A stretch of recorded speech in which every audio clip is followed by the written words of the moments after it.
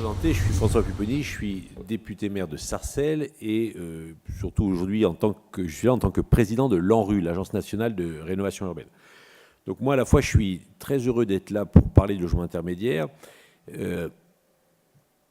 J'allais dire même un peu surpris d'être invité parce que j'ai pas forcément au début été un grand défenseur du logement intermédiaire. En tout cas, la manière dont ce type de logement est arrivé à l'Assemblée nationale, en particulier la commission des affaires économiques dans laquelle je siège, était un peu particulière. On connaît le sujet, la ministre l'a dit. Il faut sûrement un logement entre le logement social et le logement privé pour permettre aux classes moyennes de pouvoir accéder au logement locatif sans pour autant aller dans le logement social qui peut être réservé à d'autres et s'ils n'ont pas la possibilité d'accéder au logement privé compte tenu du coût. Donc là-dessus, il n'y avait pas d'ambiguïté. Mais cette idée a fait son chemin et on a donc présenté à l'époque, dans le cadre des ordonnances liées à la loi Allure, le projet du logement intermédiaire. Très bien, on le fait et c'est pas neutre, la ministre l'a rappelé, 2 milliards d'euros débloqués sur ce produit-là. On nous a expliqué après que ça ne suffisait pas, qu'il y avait de l'argent, que c'était bien, mais que ce n'était pas suffisant. Et donc, on a voté également une TVA à taux réduit à 10% en disant si on construit du logement intermédiaire, eh bien, on va bénéficier d'une TVA préférentielle. Donc, tous les outils sont là pour que ce type de logement puisse sortir. Alors, nous, on était un peu sceptiques parce qu'on considérait que la manière dont tout cela se faisait pouvait poser des questions. Et on a un peu confirmation du fait qu'on n'avait pas forcément tort, parce qu'aujourd'hui, ce qu'on constate avec un certain étonnement, c'est que malgré la volonté, malgré la demande qui vient du monde du logement, ce n'est pas le gouvernement, ce n'est pas les parlementaires qui ont dit voilà ce qu'on vous propose. Là, c'est vraiment le monde du logement et les promoteurs en particulier qui ont dit nous, on considère qu'il manque un type de produit en France. On demande au gouvernement et on demande aux parlementaires de créer ce type de produit. Le gouvernement et les parlementaires l'ont fait, ils l'ont créé.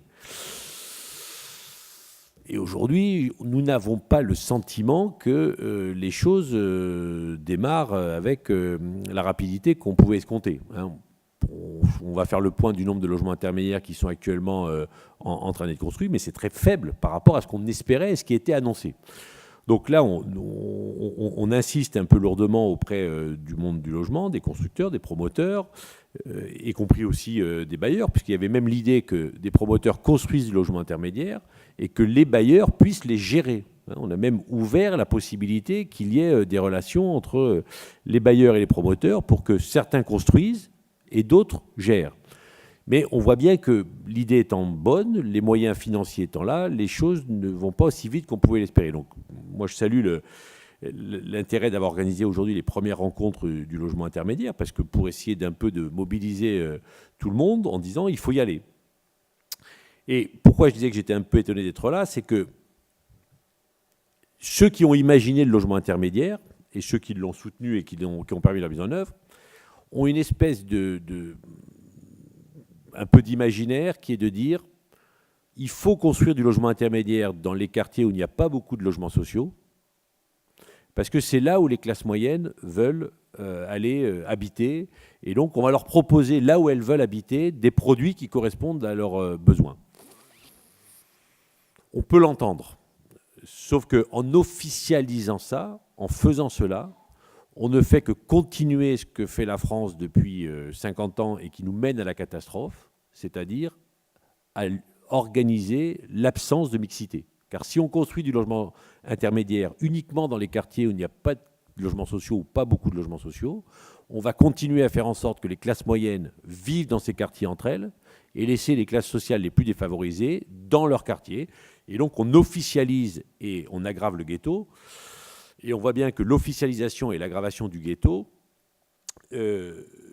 entraînent les situations dans lesquelles nous sommes, y compris le basculement de certains territoires dans la radicalisation. Bref, on connaît tout le processus d'évitement qui a été mis en œuvre en France depuis 50 ans, et le Premier ministre a parlé de politique d'apartheid, et quelque part, cela y participe. Donc moi, en tant que président de l'ANRU, je suis venu vous dire à la fois qu'il fallait du logement intermédiaire, mais qu'il fallait qu'on soit capable sûrement de faire évoluer cette notion, et que c'est aussi dans les quartiers, là où l'ANRU intervient, là où il y a des logements sociaux, que nous avons besoin de logements intermédiaires. pas forcément au cœur de ces quartiers populaires, mais dans une ville où il y a déjà du logement social.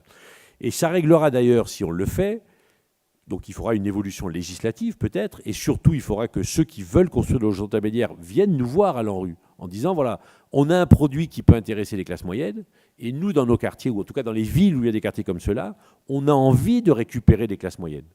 Et donc si on est capable de s'entendre, si on est capable de travailler ensemble, je suis convaincu que l'on peut arriver à faire quelque chose d'intelligent, c'est-à-dire qu'il y a du logement social dans un certain nombre de villes, parfois en nombre important.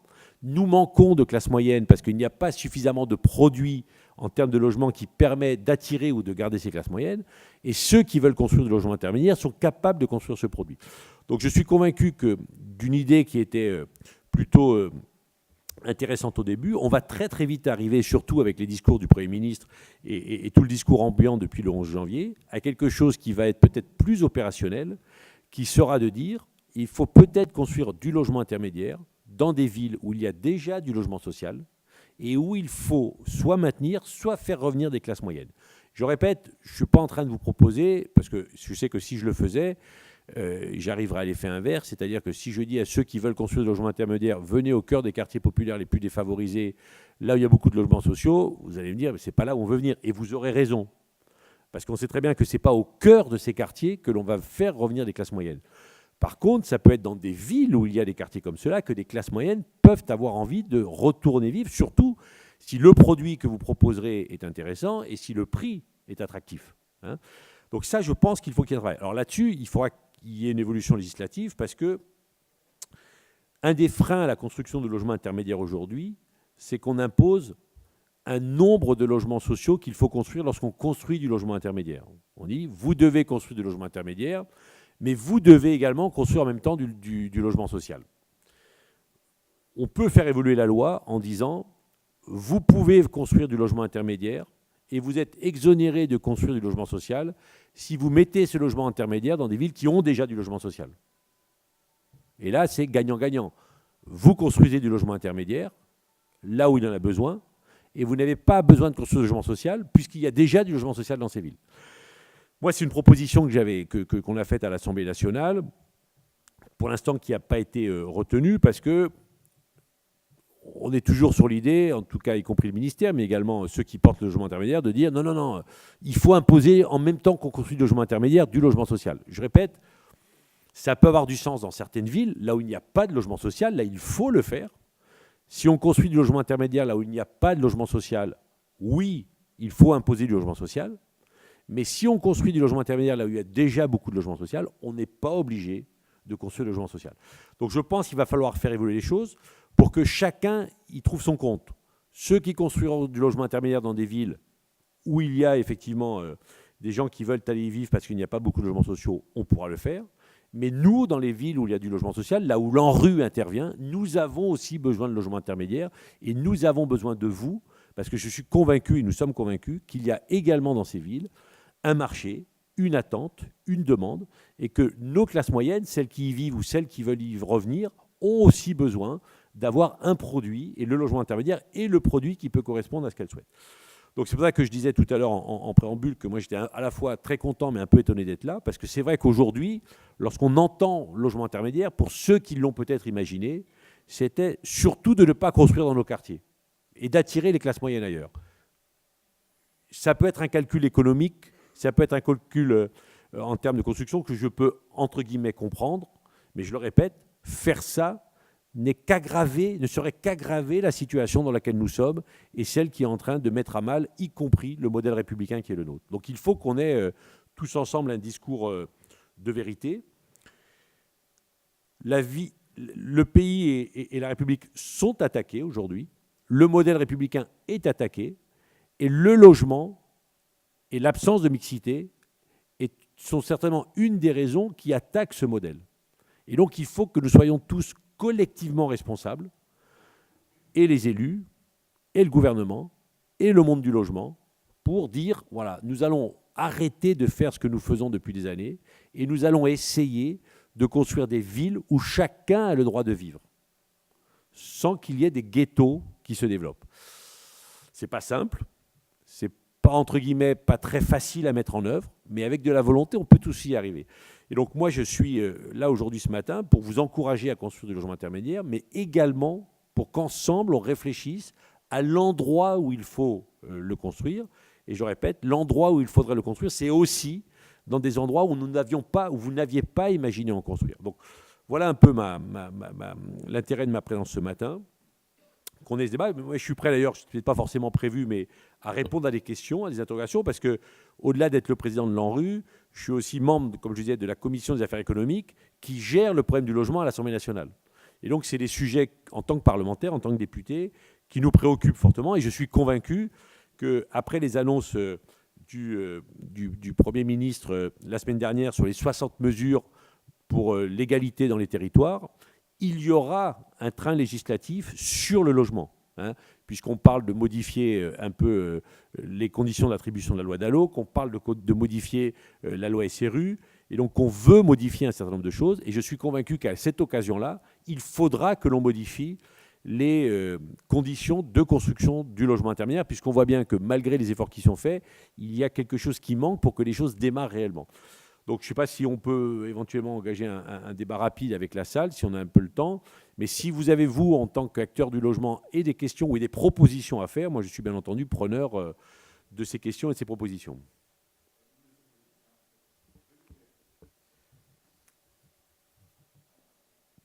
Vous m'avez dit que vous aviez gardé un peu de temps pour nous ce matin. Donc, ce que je vous propose, c'est tout simplement de participer, comme c'est une table ronde territoriale, la première. Pas trop longtemps. Je vais peut-être répondre à une ou deux questions, parce qu'après, je devrais y aller quand même. Et pas forcément participer à la table ronde. Mais peut-être qu'il n'y a pas... Monsieur.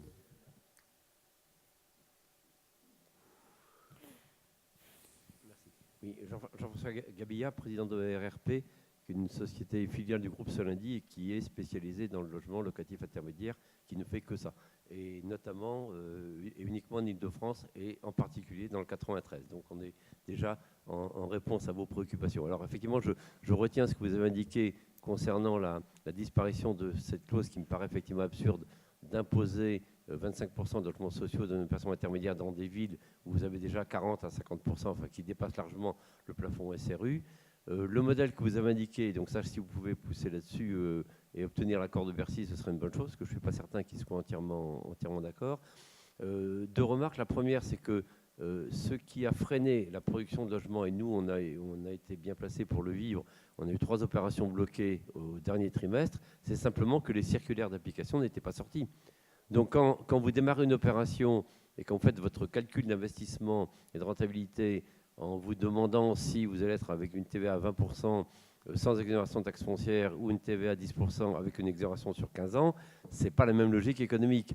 Donc, et ça, ce n'était pas précisé, ça n'a été précisé pratiquement que fin septembre. Et ensuite, il a fallu obtenir les demandes d'agrément. Et en même temps, on voit que dans la circulaire de septembre, il y a une opposition entre la position du ministère du Logement sur l'appréciation des 25% et celle de Bercy qui est beaucoup plus restrictive. Donc au jour d'aujourd'hui, l'ambiguïté sur le texte n'est toujours pas sortie, n'est pas levée. Donc on monte une opération.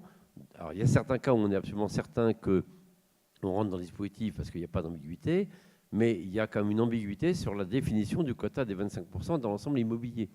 Et tant que cette ambiguïté n'est pas levée, les opérations ne peuvent pas être montées facilement. Donc je dirais, on peut peut-être avoir notre part de... Mais j'ai été longtemps promoteur moi-même, donc je sais que freiner pour produire, ce n'est pas dans notre culture, et chez RRP non plus. Simplement, il y a des moments où on ne sait pas quoi faire.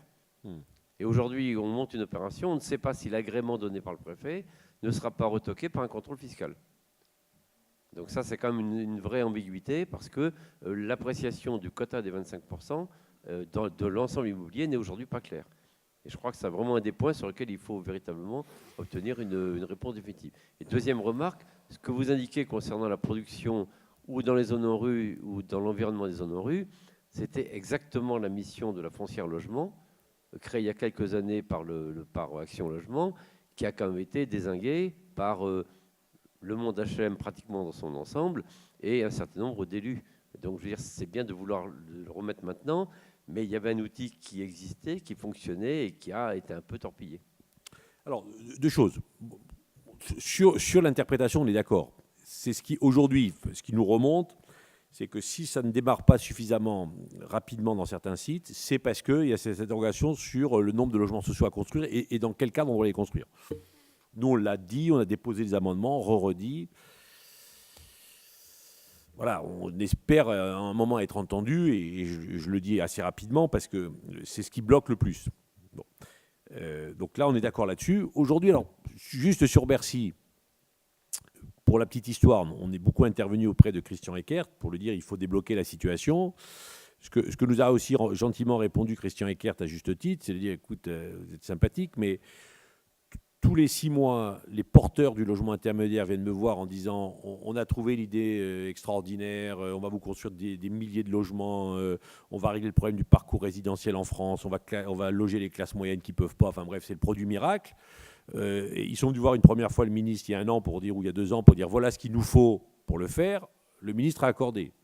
Et puis 6 mois après, ils sont revenus en disant oui, mais attendez, on a oublié quelque chose, ça ne va pas tout à fait, il faut. Donc, mais vous inquiétez pas, si vous nous donnez ça, ça marchera, on fera le produit miracle. Le ministre a accordé ce qui était demandé, et puis 6 mois après, ils sont revenus en disant oui, mais c'est plus compliqué. Voilà. Donc il y a un moment aussi où il faut que ceux qui portent ce projet soient capables de dire voilà, à telle condition on le fait, et on y va vraiment. Parce que sinon, alors effectivement, pour le coup, je vous le confirme, c'est que le ministre du Budget commence à se poser la question de savoir si c'est vraiment le produit miracle, puisque tous les 3 mois, on vient lui vendre le produit miracle qui n'est jamais le produit miracle, parce que la fois d'après, il est de nouveau le produit miracle parce qu'il faut encore faire quelque chose. Donc il dit, mais jusqu'à où ça va aller? Donc il y a aussi, et je répète, hein, le logement intermédiaire vient du monde du logement. Hein, ce n'est pas les politiques qui ont imaginé ça. Nous, on avait l'idée qu'il fallait le faire, mais c'est quand même les acteurs du monde du logement qui ont dit, voilà, nous, ce produit, on est capable de le faire à telle condition. Sauf qu'à un moment, il faut vraiment que les conditions, on se mette d'accord sur lesquelles et qu'on le fasse. On en est là, hein, et Bercy est dans cette situation-là. Après, sur la foncière logement, vous avez à la fois raison et tort. C'était les prémices du logement intermédiaire qu'on devait construire dans les zones en rue. Action Logement amenait l'argent pour financer l'ANRU, 12 milliards d'euros, puis maintenant 5, 17 milliards d'euros donnés quand même, qui est énorme, qui est extraordinaire. Et je salue et je remercie Action Logement chaque fois que je le peux, parce que c'est grâce à eux si la rénovation urbaine est en action depuis maintenant 10 ans.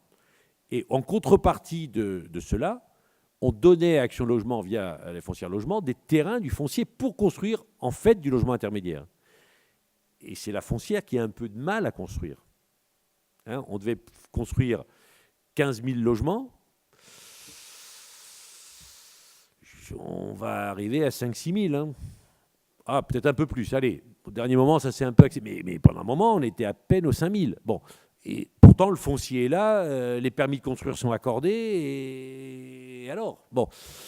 Donc, mais on voit bien qu'on est en train de balbutier, de regarder, et qu'on tourne autour du produit parce qu'on voit l'intérêt. Maintenant, je pense qu'il est temps, avec l'expérience d'Action Logement, de Foncière Logement, pardon, et le choix du logement intermédiaire tel qu'on le propose aujourd'hui, c'est de dire, OK, tirons les leçons de ce qui n'a pas marché et de ce qui a marché, et enfin, on élabore un produit digne de ce nom et on le fait. Vous avez raison, l'incertitude juridique des textes qui ne sortent pas n'incite pas un promoteur, un constructeur à se lancer dans un programme, puisqu'on ne connaît pas réellement les conséquences. Surtout que vous avez raison de dire, et ça moi je prône pour que lorsqu'on lance un produit comme celui-là, on ait les agréments du préfet et les agréments de l'administration fiscale. C'est un conseil que je vous donne, parce qu'avant d'être député et président de l'ANRU, j'étais directeur divisionnaire des impôts. Donc, je connais un peu le sujet. Il n'y a rien de pire pour quelqu'un, c'était pareil pour les zones franches. On pense avoir droit à une exonération fiscale ou à un avantage fiscal. On se lance dans l'opération. 2 ans après, on a un contrôle fiscal. Et l'inspecteur des impôts vous dit, non, non, pas du tout, vous n'y avez pas droit. Donc la meilleure solution, c'est avant de lancer le programme, d'aller voir votre service fiscal et de leur dire, voilà, je veux faire ça, est-ce que vous me le validez? Et dès lors que vous avez un écrit, vous êtes couvert. Hein, donc vous partez avec tous les agréments, ce qui évite les problèmes postérieurs.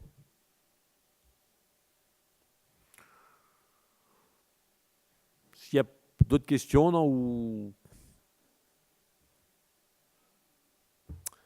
Eh bien écoutez, bon courage, bonne continuation, et puis... Ceux qui veulent construire du logement intermédiaire dans les zones en rue, on vous attend et on vous accueille les bras ouverts parce qu'on est demandeurs et intéressés par ce type de produit. Merci.